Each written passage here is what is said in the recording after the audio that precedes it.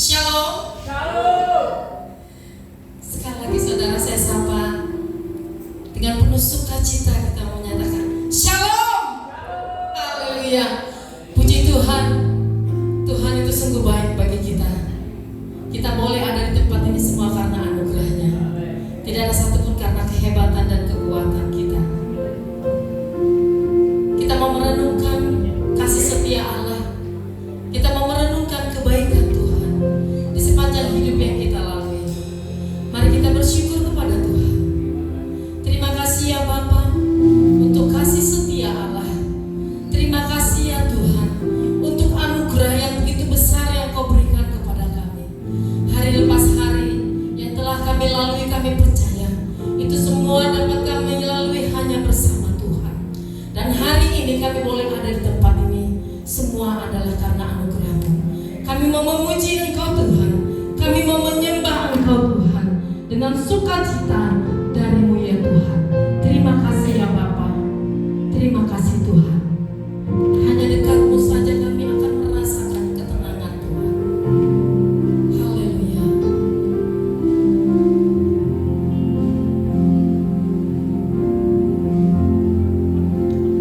Hanya dekat Allahku,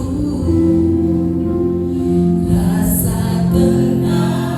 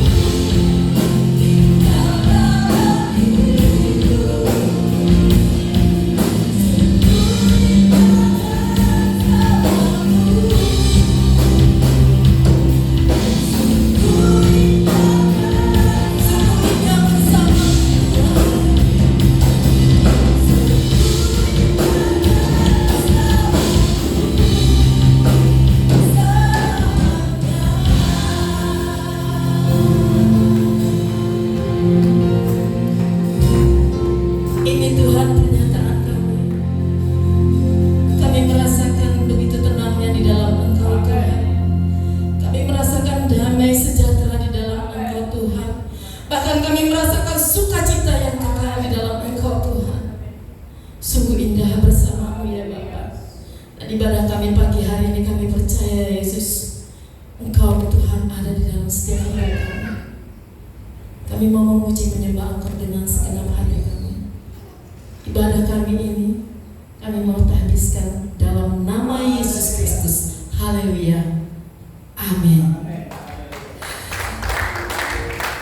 Kita sudah memuji menyembah Dia, kita lebih lagi rindu untuk memuji Dia dengan segenap hati kita karena kasih Allah yang begitu besar dalam hidup kita.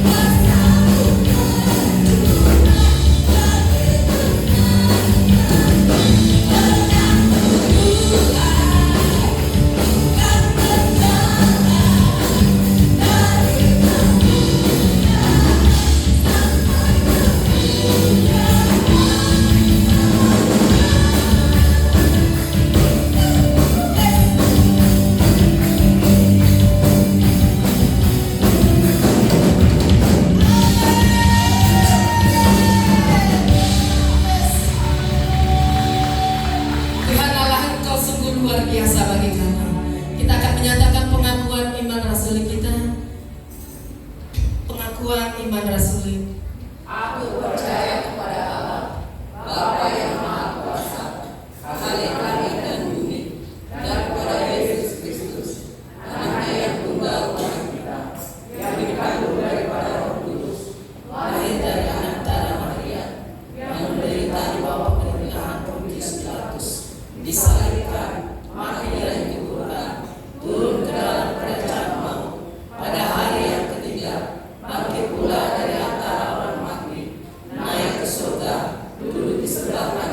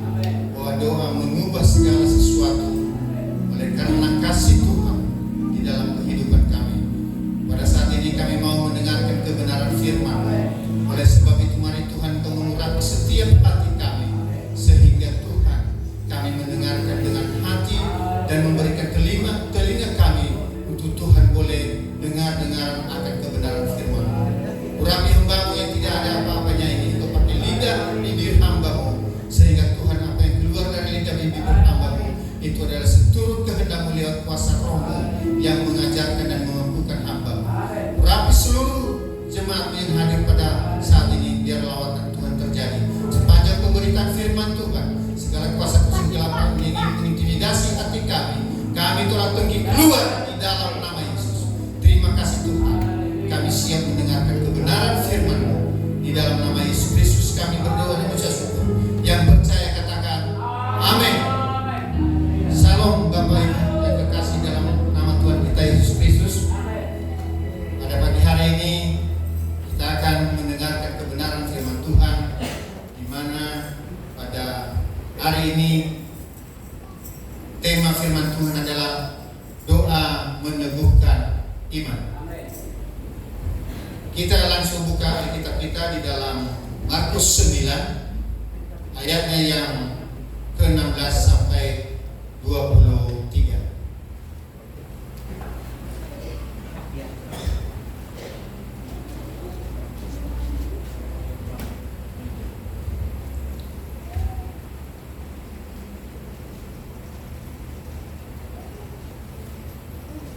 Markus 9 ayat 16 sampai 23. Ini kita akan baca secara bergantian. Saya ayat yang 16, Bapak Ibu ayat yang ke-17 dan seterusnya. Perikop firman Tuhan, Yesus mengusir roh dari seorang anak yang bisu. Ayatnya yang ke-16, lalu Yesus bertanya kepada mereka, apa yang kamu persoalkan dengan mereka?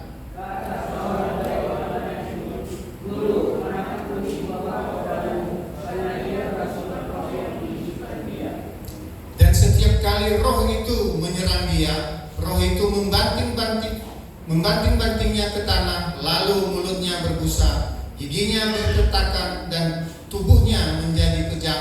Aku sudah meminta kepada murid-murid-Mu supaya mereka mengusir roh itu, tetapi mereka tidak dapat.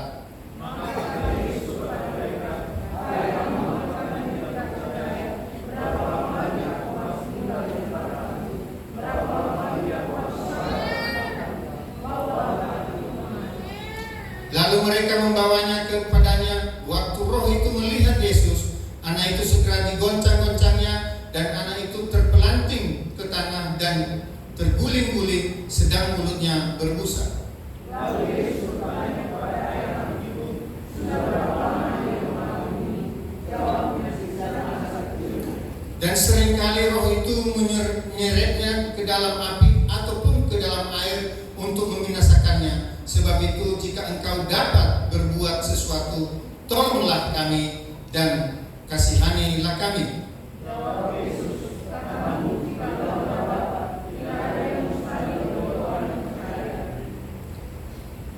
Puji nama Tuhan. Demikian panjang pembacaan firman Tuhan, di mana di dalam Markus 16 ini, Markus 9 ayat 16 sampai 23, di situ dikatakan bahwa ada seorang anak yang kerasukan roh bisu dari kecil, ya. Maka di situ dikatakan bahwa di saat roh itu, bahkan waktu Yesus dikerumuni oleh orang banyak, maka disitulah ada salah seorang yang orang tuanya datang kepada Yesus mengatakan bahwa anak ini adalah dimasukin oleh roh bisu, ya, sejak kecil. Maka kita tahu bahwa mulai dari kecil, bahkan seketika roh itu melihat Yesus, maka anak ini membanting-bantingkan dirinya, bahkan dikatakan sering menyeret dia ke dalam api untuk membinasakan diri. Dulu di daerah kampung kami ada seorang yang seperti itu, saudara-saudara. Maka dalam setiap bulan itu akan kambuh penyakit yang seperti itu, bisu dan ingin membunuh diri, mau masuk ke air ataupun ke api. Nah, ini oleh karena kuasa roh jahat yang ada di dalam kehidupan anak ini.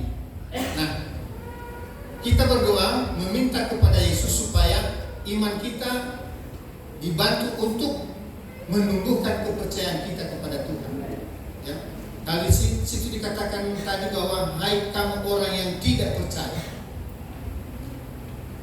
maka kita sebagai orang Kristen begitu pentingnya hidup kita di dalam doa. Saya percaya bahwa Bapak Ibu sebelum berangkat tadi ke gereja sudah berdoa, amin. Lihat kiri kanannya, tadi sudah berdoa apa belum? Ya, sudah saat teduh atau belum? Hari-hari ini orang Kristen ataupun anak-anak Tuhan mungkin sudah jenuh berdoa, ya. Tetapi sampai saat ini mungkin doanya tidak dijawab oleh Tuhan.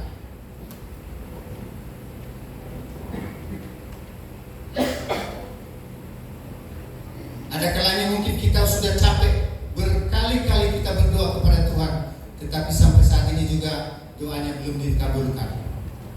Nah, di situ dikatakan tadi bahwa doa meneguhkan iman.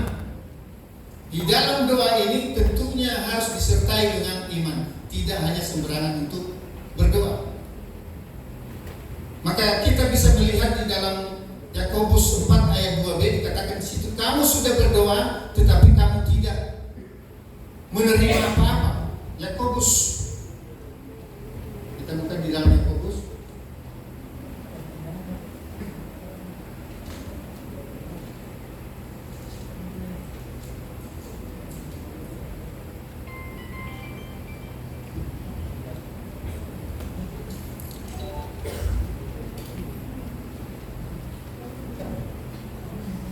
Yakobus 4 ayat 2b saya bacakan bagi kita dan sampai ketiga.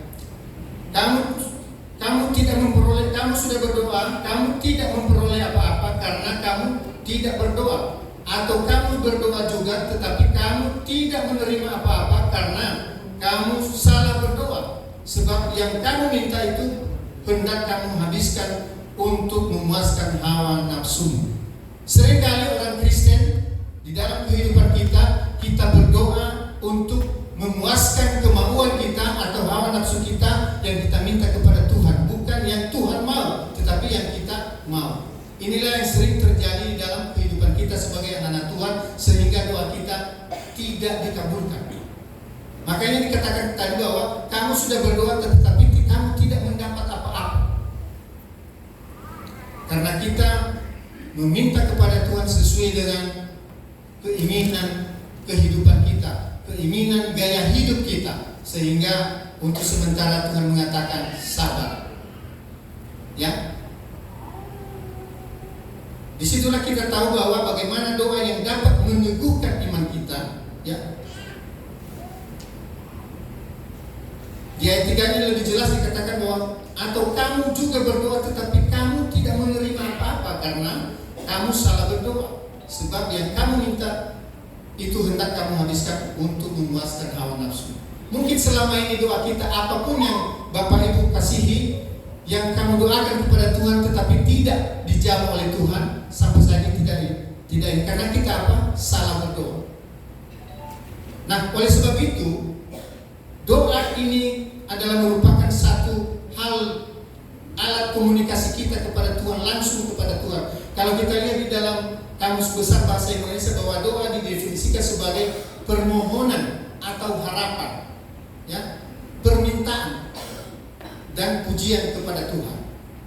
Doa adalah merupakan suatu permohonan kita kepada Tuhan yang disertai dengan harapan.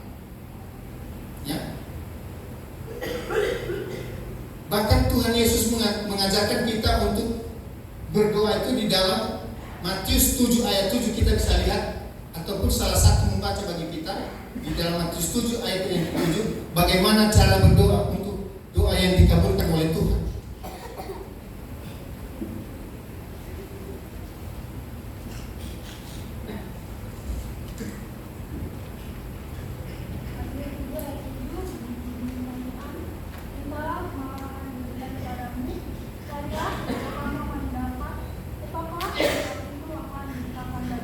Nah, mintalah maka akan diberikan kepadamu, carilah maka kamu akan mendapat, ketoklah maka bagimu pintu akan dibukakan.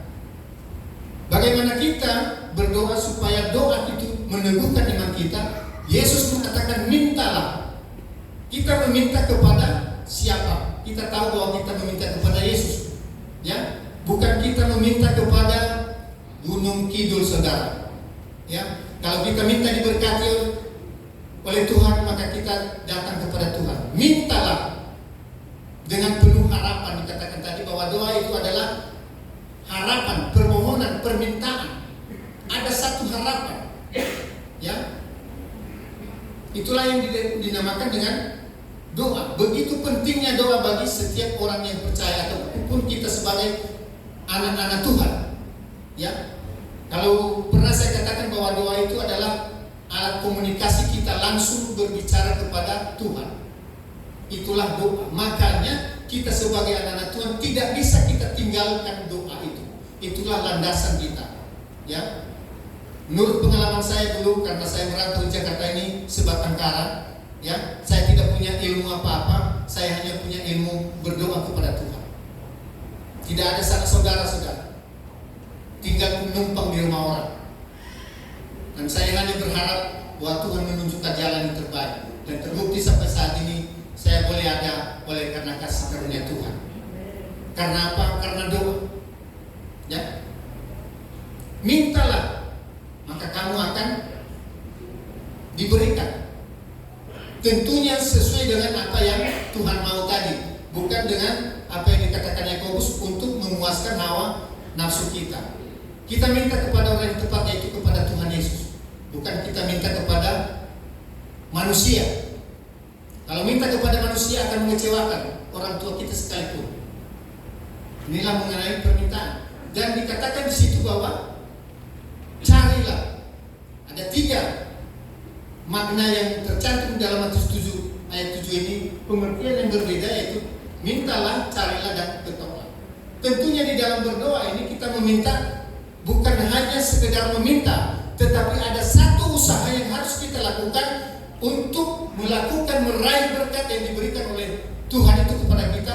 Ada usaha untuk bergerak meraih berkat itu, yaitu kita bekerja, saudara, melakukan sesuatu untuk mendapat atau meraih doa atau permintaan kita itu. Ada satu tindakan yang harus kita lakukan, yaitu tindakan iman. Berusaha, bekerja, bukan hanya berdoa dan minta saja, duduk langsung jatuh dari atas satu karung duit sesuai dengan kebutuhan kita. Tidak demikian. Tetapi Tuhan Yesus mengajarkan kita bahwa mintalah, maka kamu akan mendapat, dan carilah. Setelah kita meminta, lalu kita mencari.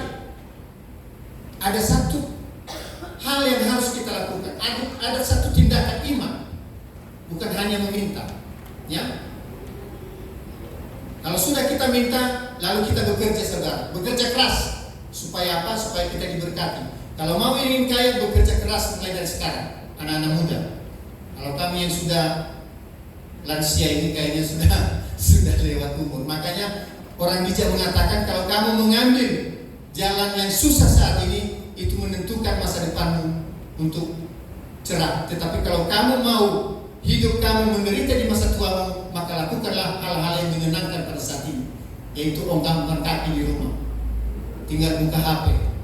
Nah, ini adalah tindakan orang-orang yang tidak beriman. Maka Yesus mengatakan, mintalah, maka akan diberikan kepadamu, carilah. Dan kita mencari. Setelah kita mencari, tentu kalau kita sudah bekerja, saudara, apa? Kita pasti mendapatkan upah. Itulah hasil dari doa kita itu. Dan ketoklah pintu.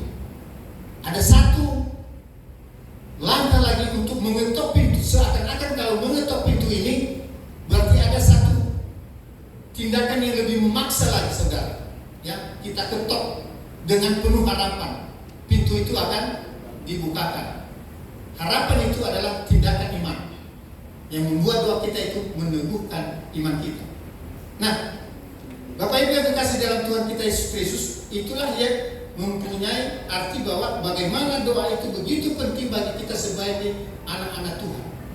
Ya. Jadi kalau selama ini kita sebagai orang Kristen, dari lahir sampai saat ini kita orang Kristen, tetapi peningkatan iman kita bisa dilihat dari bagaimana padatnya jadwal ataupun lamanya jam doa kita kepada Tuhan. Kalau Bapak Ibu sudah mulai bosan berdoa kepada Tuhan, maka bertobatlah pada hari ini. Karena doa adalah merupakan suatu kewajiban orang-orang yang percaya kepada Tuhan Yesus. Katakan amin. Orang yang tidak berdoa maka tidak menginginkan berkat daripada Tuhan. Karena dikatakan bahwa banyak berdoa, banyak rezeki. Ada amin? Ya. Jangan diminta sama Pak Gembala, mintanya sama Tuhan. Ya. Ataupun sama orang tua kita pun belum tentu mengabulkan doa kita dan dapat mengecewakan. Tetapi kalau kita meminta kepada Tuhan, maka Tuhan akan mengabulkan. Kalau memang itu disertai dengan harapan dan doa, ya, disertai dengan iman. Tentunya dalam doa ini mempunyai kesabaran. Ketoklah, ya, maka pintu akan dibukakan bagimu. Dalam mengetok pintu kita penuh harap, ya, dengan sabar. Kalau dibuka silakan kita terima. Kalau tidak dibukakan juga kita terima. Ya, karena doa itu ada saatnya tidak dikabulkan. Yesus saja waktu dia mau disalibkan berdoa kepada Bapa, kalau bisa lewatkanlah cawan ini bagiku. Tetapi Tuhan tidak menjawab, tetapi dia setia sampai di kayu salib. Begitu juga kita sebagai anak-anak Tuhan yang percaya kepada Tuhan Yesus. Jadi tidak harus memaksa. Lalu karena doa kita tidak dijawab oleh Tuhan, kita ngambek tidak ke gereja lagi, ataupun kita malas berdoa kepada Tuhan. Nah, ingat tadi bahwa doa adalah merupakan satu alat komunikasi hubungan kita kepada Tuhan. Kalau kita tidak berdoa berarti komunikasi kita putus dengan Tuhan. Nah, oleh sebab itu begitu pentingnya doa ini untuk meneguhkan iman orang-orang yang percaya kepada Tuhan. Nah, bagaimana kita meminta kepada Tuhan untuk iman yang lebih kuat? Ada 4 hal yang harus kita perhatikan, yaitu memiliki iman kepada Allah yang tidak kelihatan. Kita bisa baca dalam 2 Korintus 5 ayat yang ke-7.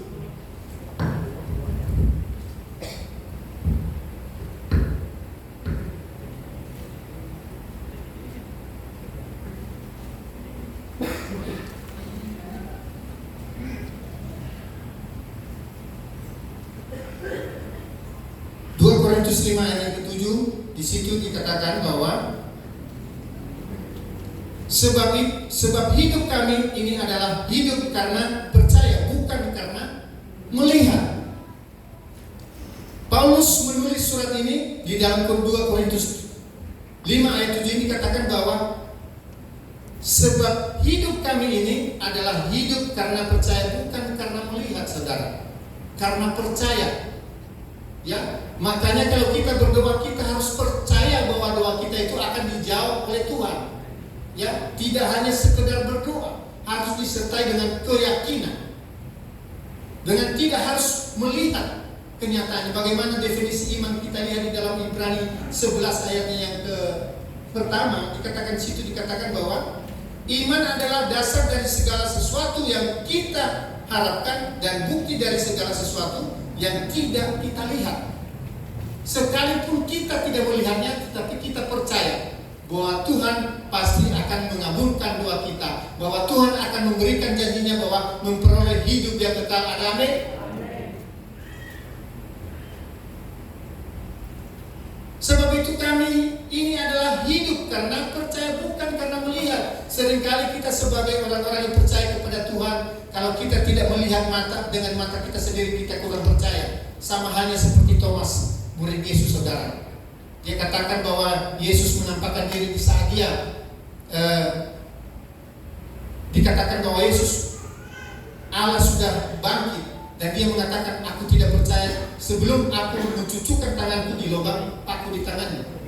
Ya, makanya dalam Yohanes 20 ayat 2b dikatakan bahwa berbahagialah mereka yang tidak melihat namun percaya. Nah, inilah penyakit kita sebagai anak-anak Tuhan sebenarnya. Ya, modal kita ini kurang percaya. Kenapa kurang percaya? Karena iman kita masih goyang, saudara. Nah, oleh sebab itu pada pagi hari ini firman Tuhan mengatakan bagi kita untuk kita hidup ini bukan karena melihat, tetapi karena percaya. Ya.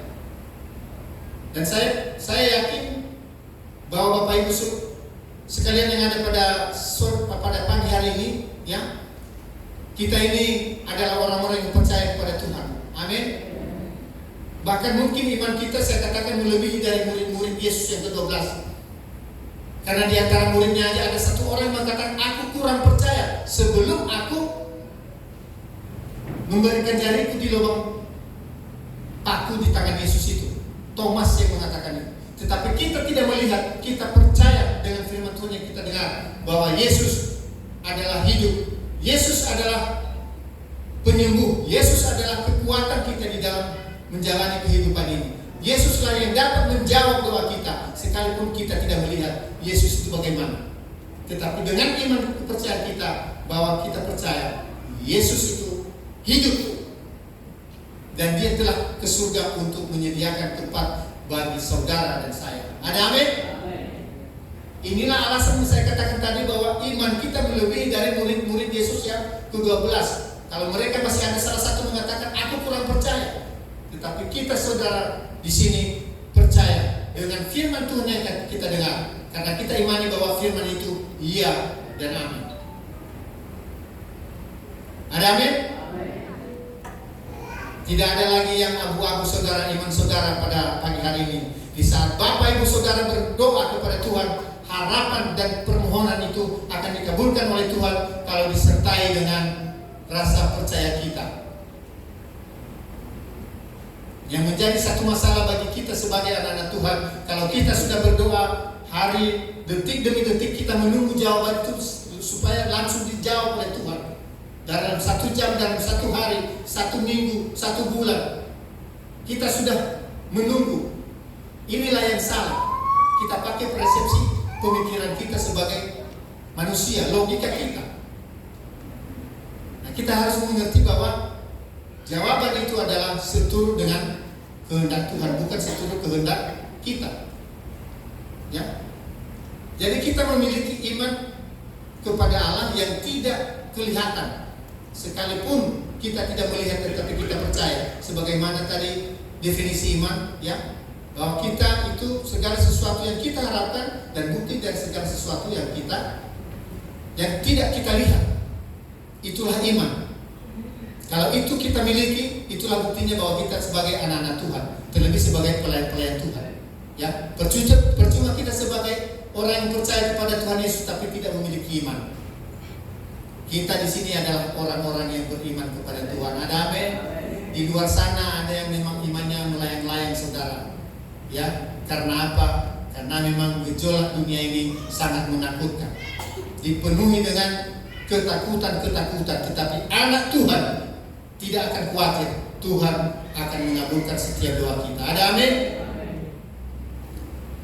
Tadi saya katakan bagaimana kita meminta kepada Tuhan untuk iman yang lebih kuat. Yang satu memiliki iman kepada Allah, ya. Yang kedua, bagaimana kita memiliki iman yang lebih kuat kepada Tuhan, kita harus mengatasi ketidakpercayaan dan memiliki iman.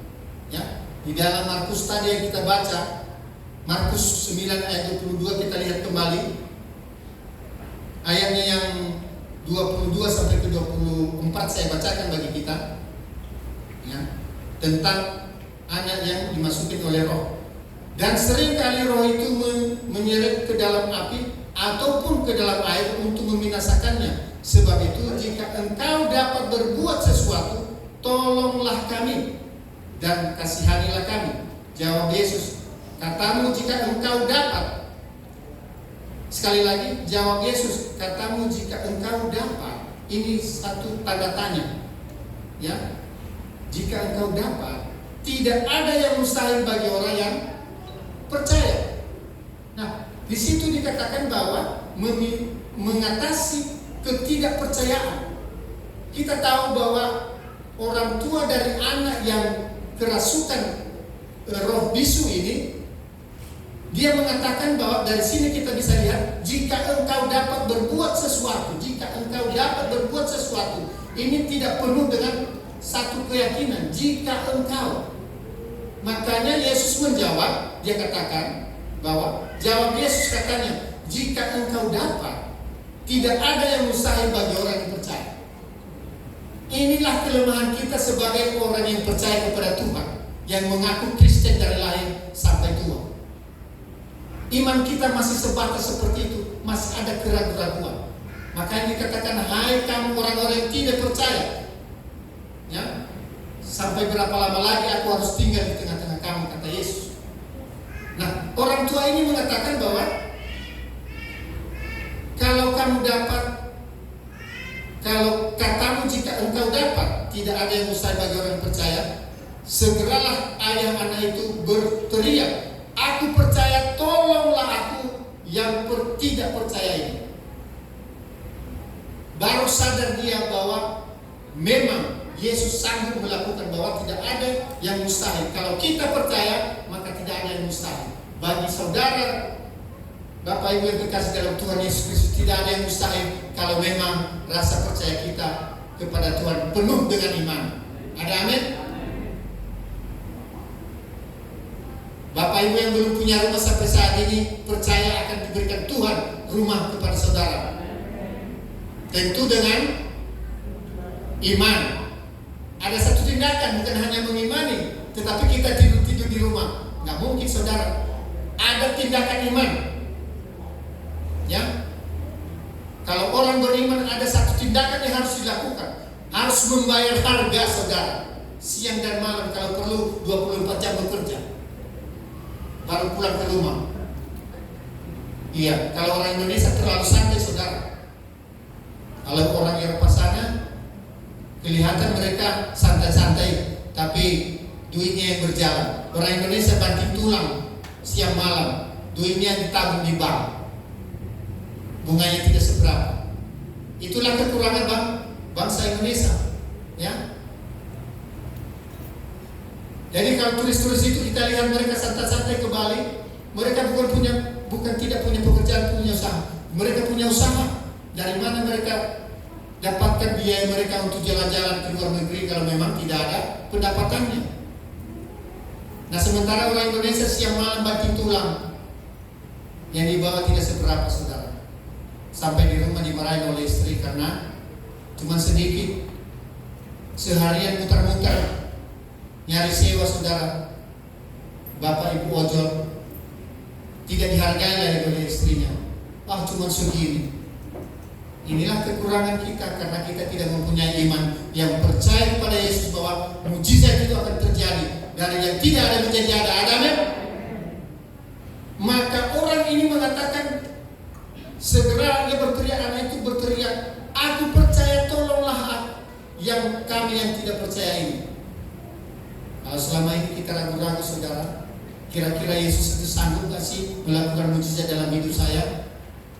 Yang dari saya tidak punya duit, mau pingin berkeluarga, berdoa kepada Tuhan, lalu bekerja juga saudara, ya, bekerja juga, tidak hanya berdoa. Ada dulu di kampung kami pekerjaannya tukang mabuk saudara. Boleh dikatakan kalau istilah sekarang ini preman kampung. Pekerjaannya hanya mengajarkan orang-orang, anak-anak muda untuk bersilat, punya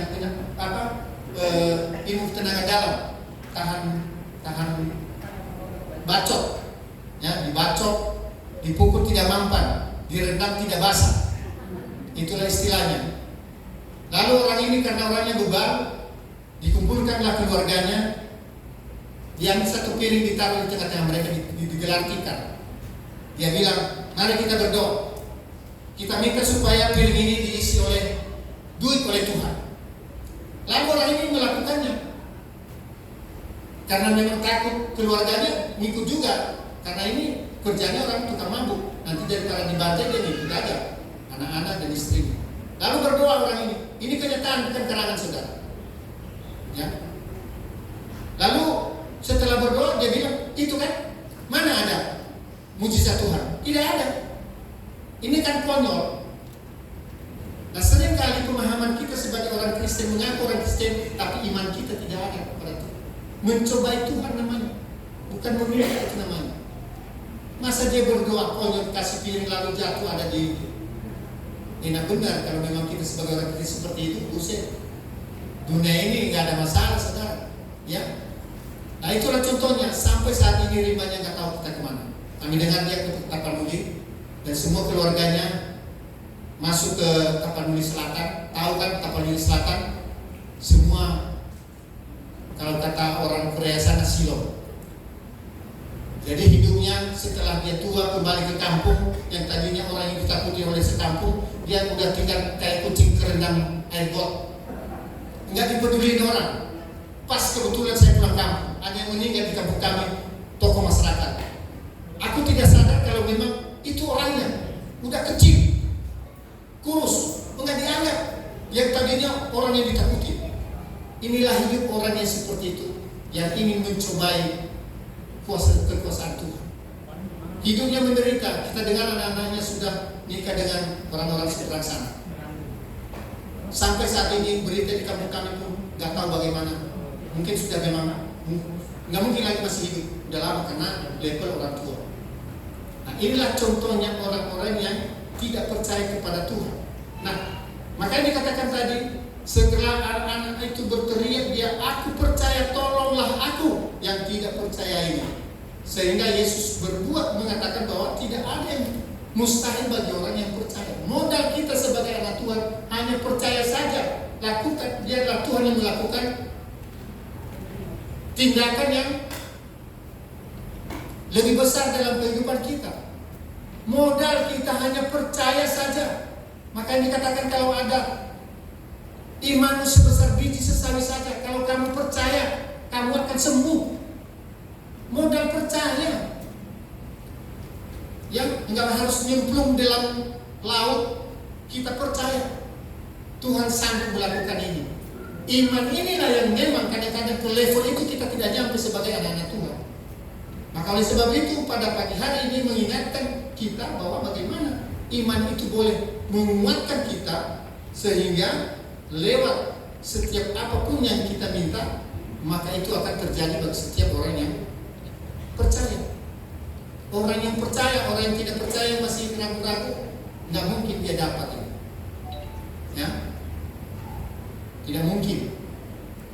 Orang yang sudah berdoa lalu bertindak, ada satu tindakan. Yang sudah berdoa tadi pagi angkat tangan. Sudah berdoa. Lalu bukan hanya berdoa saudara. Kalau sudah berdoa apa dikatakan tadi? Cari. Ada satu tindakan, ada satu usaha. Kalau ada berkat Tuhan di sini saya kasih, tentu ada tindakan iman yang harus dilakukan. Jangan ada yang malu saudara. Ya, untuk meraih berkat Tuhan, siapa yang mau? Jangan ragu-ragu. Kalau sudah berdoa tadi pagi, ini ada berkat Tuhan di sini. Ada yang malu? Orang yang punya iman akan datang ini meraih berkat ini. Nih, ada tindakan iman. Di sini tidak ada yang beriman, satu orang pun. Dengan yang beragama ini dia ibu ini ada tindakan iman. Nih, selamat.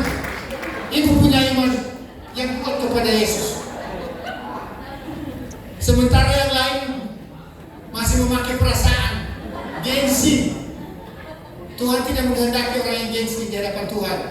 Tuhan menghendaki orang yang polos dan sungguh-sungguh datang berusaha, bukan hanya meminta saja, tetapi ada satu tindakan, disamparin itu berkat, diraih. Itulah yang terpenting. Jangan dilihat dari nominal duitnya, tetapi tindakan iman yang dilakukan oleh ibu itu. Selamat Bu, ibu diberkati Tuhan. Ada amin? Haleluya. Nah, itulah bagaimana kita tadi meningkatkan untuk meminta kepada Tuhan, untuk meminta iman kita lebih kuat kepada Tuhan. Yaitu tadi, ya. Di sini masih ada yang ragu-ragu saudara. Malu dilihat orang, saya nanti ke sana malu. Ini perbuatan iblis itu. Inilah yang melemahkan iman kita sebagai orang Kristen. Ya. Tidak mau mengakui kebutuhan kita di hadapan Tuhan. Jadi kembali lagi saya katakan bahwa bagaimana kita meminta kepada Tuhan untuk iman yang lebih kuat. Itulah yang kita minta tadi. Ada satu tindakan untuk meraih berkat itu, ditaruh di mana? Di bawah pot ini atau di mana? Atau dari atas jatuhnya? Ya, kita harus mencari. Kalau kita sudah meminta, sudah memohon kepada Tuhan, ada satu tindakan yang kita lakukan, yaitu bekerja.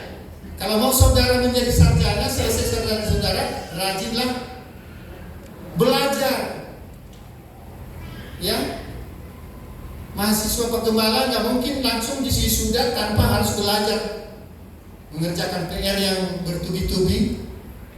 Ya, harus melakukan, harus ada tindakan daripada iman itu sendiri. Ya, yang kedua tadi mengatasi ketidakpercayaan dan memiliki iman. Seterusnya kita harus melihat bagaimana kita meminta kepada Tuhan untuk menguatkan iman kita.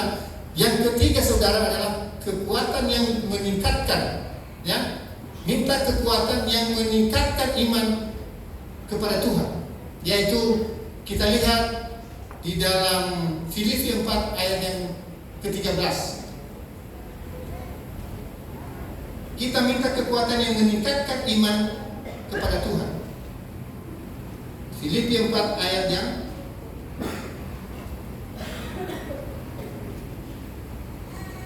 ke-13, salah satu membaca bagi kita.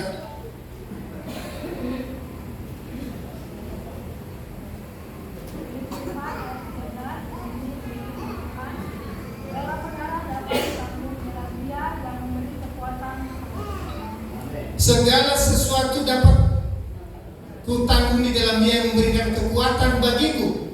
Paulus sadar betul menulis firman ini bahwa dia tidak sanggup melakukan pelayanannya di luar daripada kekuatan yang daripada Tuhan. Kalau kita ada sebagaimana kita ada pada saat ini oleh karena kekuatan diberikan Tuhan, ya. Kalau kita boleh selamat dari mara bahaya oleh karena kekuatan daripada Tuhan. Kalau kita bisa menyelesaikan suatu masalah yang ada dalam kehidupan kita pribadi lepas pribadi, keluarga lepas keluarga oleh karena kekuatan diberikan Tuhan kepada kita. Bukan kurang masalah kita sebagai anak Tuhan saudara. Entah itu masalah datang dari suami, istri, dan anak-anak. Apalagi kalau memikirkan anak-anak pada zaman sekarang saudara, kalau kurang-kurang sabar kita sebagai orang tua, aduh, kacau. Ya, kita seperti zona peperangan saudara. Ya, karena apa? Anak-anak sekarang kalau kita panggil sekali tidak ada sambutan, 2 kali tidak ada, 3 kali iya. Iyanya tidak sampai ke berapa, masih koma saudara, tunggu dari beberapa menit ke detik, bahkan berjam-jam. Kalau sebelum selesai gamenya dia nggak bergerak. Inilah masalah-masalah yang dihadapi oleh keluarga kita. Kalau kita tidak kuat iman kita di dalam Tuhan, apalagi seperti saya tipenya orang temperamen, maunya instan. Kalau saya ngomong ya langsung bergerak, maka nada yang tinggi akan keluar saudara. Ya, untuk Bapak ngasih saya firman Tuhan. Tadi saya ngomong-ngomong di bawah sama Bapak, kalau bisa kedepannya jangan lagi dikasih saya jatah seperti ini, tidak sesuai dengan kapasitas saya. Jawabnya apa saudara? Tergantung suara Tuhan. Saya bisa nggak jawab lagi. Iya, karena saya sendiri juga merasa lemah saudara dalam hal itu, terutama tadi menghadapi masalah-masalah dalam keluarga. Tetapi Yesus mengatakan bahwa segala sesuatu dapat, segala perkara dapat kutanggung di dalam Dia yang memberikan kekuatan bagiku. Sehingga kalau aku berdiri pun di sini oleh karena kekuatan diberikan Tuhan, bukan karena kemampuan saya. Karena saya mau belajar dengan apa yang disampaikan oleh gembalanya. Karena tidak ada satu alasan bagi saya untuk menolak kalau di soal pelayanan, sekalipun saya tidak mampu saudara, tidak sesuai dengan kapasitas saya, tetapi karena berkat Tuhan yang sudah saya rasakan sejauh ini di dalam kehidupan saya nggak bisa ngomong apa-apa. Saya hanya pasrah. Padahal penuh pergumulan. Ya, terus terang saya selama habis tahun baru, Bapak Ibu supaya tahu, ini satu kesaksian saya. Karena memang malam tahun baru itu biasanya keluarga happy dan segala macam apa yang dikonsumsi hajar black tanpa mengenal pantang-pantang. Ternyata terjadi dalam diri saya saudara. 2 hari setelah tahun baru saya merasa kayak di awang-awang berjalan. Sampai sekarang masih orang yang kayak keluar dari kapal itu. Jadi saya merasakan kayak sirkulasi ke otak saya itu kurang lancar. Kaki 2-nya agak semu-semu, kram-kram. Jadi tiap hari itu saya gosok balsem telapak kaki dua-duanya. Tetapi saya percaya bahwa Tuhan Yesus akan menghindarkan itu. Amin. Bukan tidak ada masalah bagi setiap kehidupan orang-orang Kristen, ya. Tetapi oleh karena kasih Tuhan tadi, segala perkara dapat kutanggung di dalam Dia yang memberikan kekuatan bagiku. Siapa Dia? Tuhan Yesus. Maka oleh sebab itu kita sebagai anak Tuhan yang sudah dipakai, yang sudah dipercayakan. Terus terang saya sebagai pribadi, kalau saya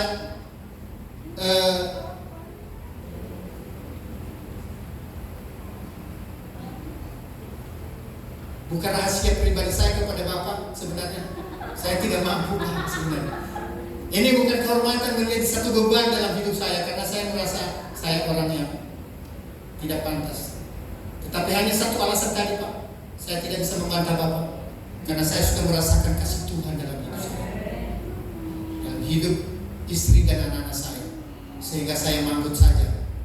Sekalipun menurut jasmani saya berat, tetapi saya mau belajar memperbaiki kerohanian saya, supaya iman saya boleh bertumbuh di dalam Tuhan. Itu alasan. Kalau secara jasmani saya mengatakan itu beban, bukan penghormatan. Karena pelayanan itu bukan satu beban, tetapi satu kehormatan. Itu di mata Tuhan, pandangan Tuhan, dan mungkin sesuai dengan hambanya seperti itu, ya. Tetapi kita sebagai pribadi, saya mengaku di hadapan Tuhan menjadi satu beban. Jadi tidak segampang apa yang kita lihat, saudara, ya. Kita sebagai anak Tuhan lembur juga membuka Alkitab, harus belajar apa yang Tuhan mau.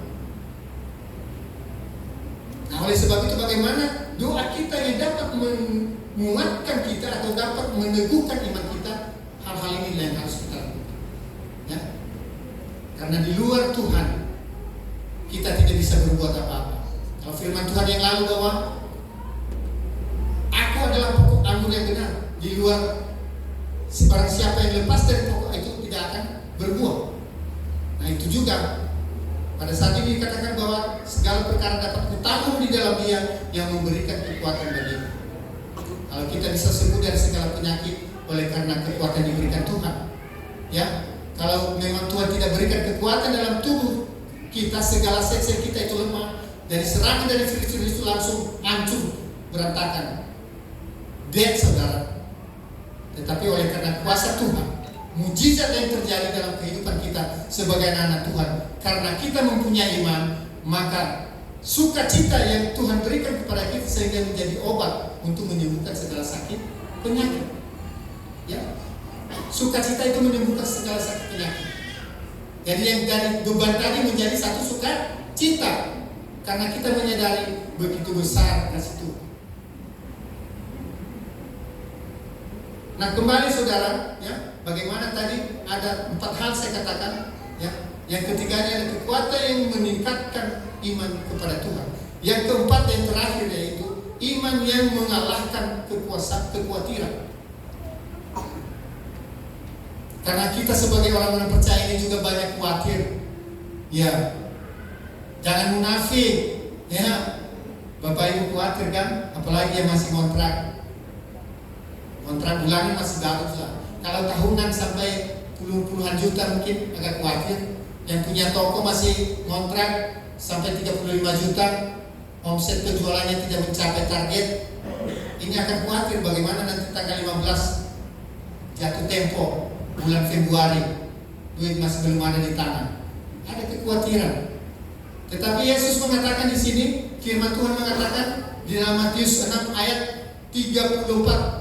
Salah satu membaca bagi kita dengan keras, biar gak ngantuk kita. Matius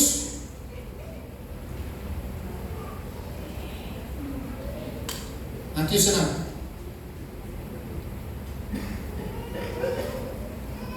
Bagaimana iman yang mengalahkan kekhawatiran?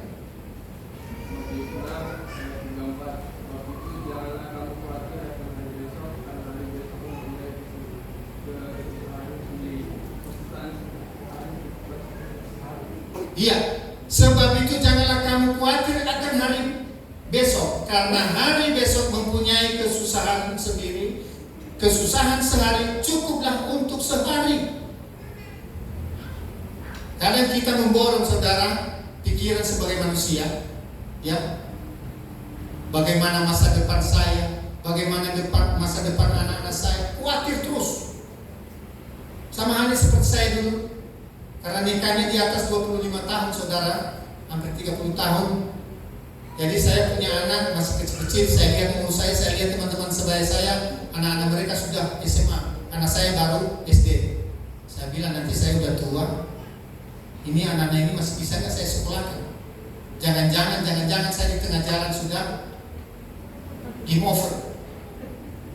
Ini adalah satu kekhawatiran yang ada dalam diri kita sebagai anak-anak itu. Nggak usah munafik kita, ya, khawatir. Uang sekolah si A, si B, uang kuliahnya sekian. Kalau masih 4 jutaan masih lumayan saudara. Tapi kalau sudah 15 juta ke atas, khawatir. Iya, kalau cuma satu orang, masih ada yang SMA. Bagaimana yang masih TK? Biayanya pun masih hampir sama dengan yang SMA di swasta saudara. TK bahkan lebih mahal lagi. Belum uang ini, uang itu, vitamin ini, jalan-jalan ke sana. Kalau kita kurang kuat di dalam Tuhan, kalau iman kita kurang kuat, kita khawatir. Tetapi firman Tuhan mengatakan di ayat 34 dikatakan, sebab itu janganlah kamu khawatir akan hari esok, karena hari esok mempunyai kesusahan sendiri. Kesusahan sehari cukuplah untuk sehari. Jadi jangan pikirkan hari esok, hari ini dulu. Makanya dalam Matius 6 ayat 11 dikatakan, berikanlah kami pada hari ini makanan kami yang secukupnya, jangan makanan kami yang besok yang dia minta. Ya, hari ini dulu yang secukupnya, hari besok masalahnya beda. Tuhan juga membuka berkat nanti untuk besok. Halo Bapak Ibu, jangan pikiran masa lalu, masa depan, 1 tahun ke depan. Tahun 2024 kita bergumul dulu supaya kita tetap kuat di dalam Tuhan. Iman kita boleh bertumbuh, berkat boleh bertambah, ya. Omset penjualan kita meningkat, aset kita bertambah. Yang tadi 1 mobil jadi 2 mobil, yang 1 motor jadi 2 motor, yang tadi hanya punya motor 2 jadi seluruh keluarga punya motor. Itu yang terjadi sekarang. Ada amin? Yang tadinya depositonya cuma 100.000, 200.000 jadi 500.000. Bahkan membernya sudah member go. Ya, istimewa saudara.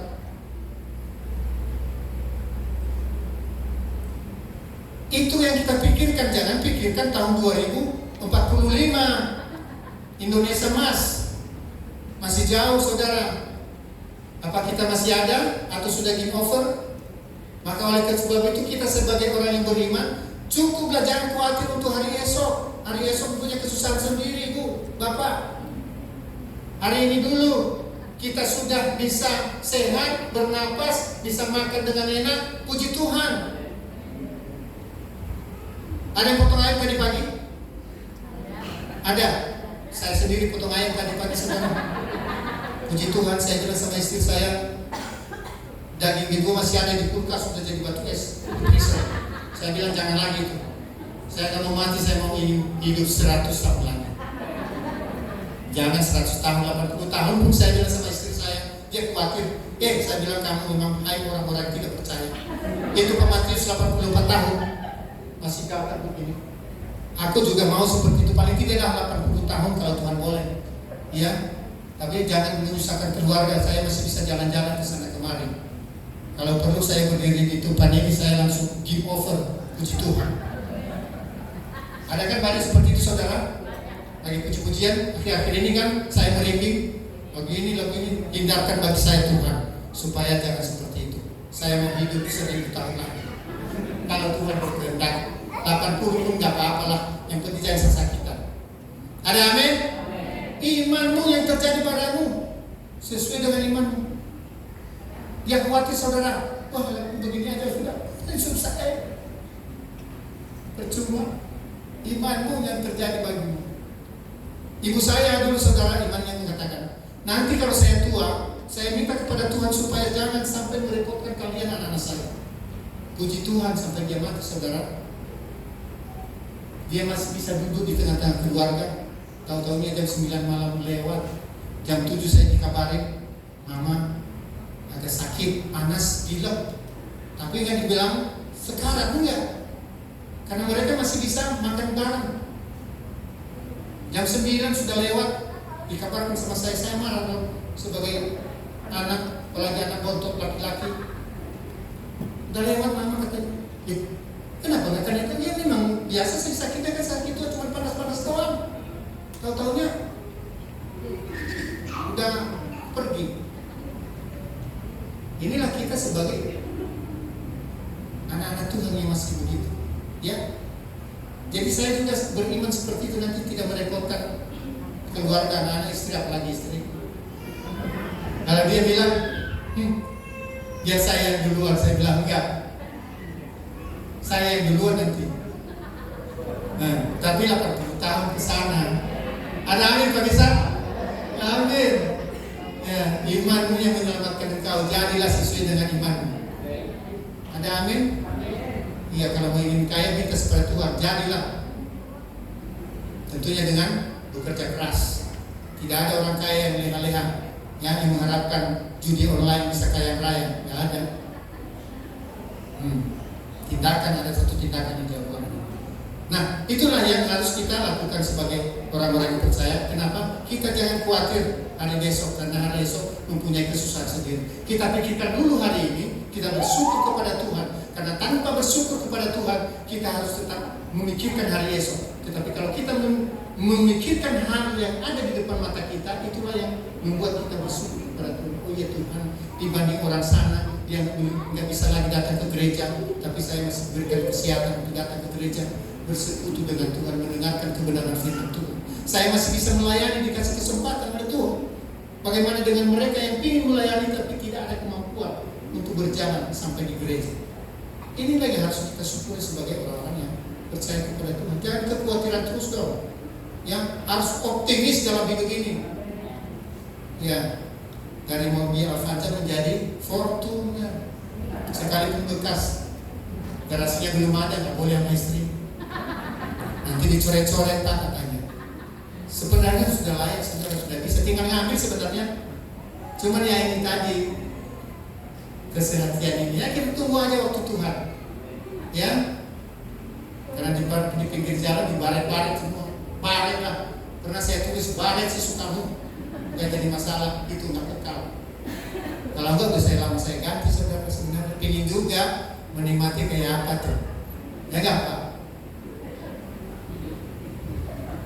Kalau Innova nggak usah lah, lewat gitu. Kalau Innova lewat nggak apa, lumayan lah. Iya. Tapi itulah, ya. Rupanya Tuhan masih belum waktunya. Kita diberikan rumah di gang masalahnya, ya. Diberikan rumah di gang sehingga tidak ada garasi. Akhirnya apa? Kendaraan itu, ya kita syukurin, ya. Itu juga udah luar biasa. Yang penting mengangkat ini. Sekarang buat ngangkat sayur, ya. Barang-barang sembako dari Indonesia bawa ke rumah. Puji Tuhan. Kita harus mensyukuri itu. Sekalipun cuma mobil 1 juta umat, ya, luar biasa. Makanya saya bilang tadi tidak ada alasan untuk membantah Pak Gembala kalau mengatakan ini lakukan, karena saya merasakan berkat Tuhan dalam hidup saya, nggak bisa ada alasan, ya. Buat anak-anak saya yang saya khawatirkan, ya sekalipun anak kami yang pertama rindu kita untuk beribadah, sekarang sibuk dengan pekerjaan. Sehari di rumah sudah dikirim ke sana. Saya bilang Tuhan, kalau bisa kasih pekerjaan yang tidak seperti ini, supaya dia tidak meninggalkan pelayanannya. Tapi karena faktor situasi pekerjaan, saya juga tidak bisa ngotot saudara. Nanti balik malah marah dia sama saya. Ya, saya hanya bisa berdoa Tuhan kalau bisa ganti pekerjaan, kasih yang lebih bagus sama dia, supaya dia tidak hari-hari malam pun dia jadi siap di depan laptop terus memantau, menerima kabar. Kemarin dari Sentul, sekarang sudah di Bekasi. Di Bekasi pun nggak bisa pulang-pulang. Coba. Tahun baru, Natal, nggak bisa bergabung saudara. Sudah 2 tahun. Saya sedih. Saya bilang sama mamanya. Saya ngomong sama dia, habis gimana Pak? Saya nggak bisa tinggal. Saya nggak bilang tinggalkan itu pekerjaan. Saya belum sampai tingkat imannya ke sana. Saya jamin akan saya kasih pekerjaan yang pertama. Habis kita berdoa supaya ini jadi satu pergumulan kami sebagai orang tua. Ya, tidak perlu khawatir masa depan mereka, Tuhan sudah atur. Yang tadi saya khawatir Misalnya saya sekolahkan, ternyata sudah lepas 1, tinggal 2 lagi saudara. Tahun ini masuk kuliah untuk untuk si cantik mana si cantik saya. Nomor 2 sudah semester 6. Secara kebetulan juga masih bebas dari biaya kuliah. Itu bukan kebetulan, memang Tuhan sudah atur supaya saya tidak banyak pengeluaran, gratis. Tis sudah dibayar Yesus dengan jurusan yang luar biasa, matematika. Meneruskan kepalanya kalau nanti jadi dosen. Saya bilang, Dek, kamu jangan ambil dulu pekerjaan seperti apa, selesaikan S2 supaya punya modal menjadi dosen nanti. Tidak tergantung dengan perusahaan. Ya, selagi Bapak sehat, Mama sehat. Itulah iman kami. Ya, jadi tidak perlu khawatir. Bapak Ibu juga jangan khawatir. Ya, kesusahan hari ini cukup untuk hari ini, besok jangan pikirkan. Tuhan sudah atur berkat untuk besok. Ya, kalau ibu-ibu yang masih hamil, bagaimana nanti biaya lahir, bagaimana nanti kalau udah lahir uang susunya sekarang mahal setinggi langit. Gak usah pikirkan, begitu lahir, berkat sudah disediakan oleh Tuhan. Ada amin? Pasti Tuhan tambah itu berkat, pasti juga tambah juga biaya yang dibutuhkan. Jangan cetek dong iman kita, harus besar sekarang iman kita. Ada amin? Lewat kebenaran firman Tuhan yang membuat kita. Mungkin itu saja yang bisa kami sampaikan. Tuhan Yesus memberkati. Kami undang untuk tim musik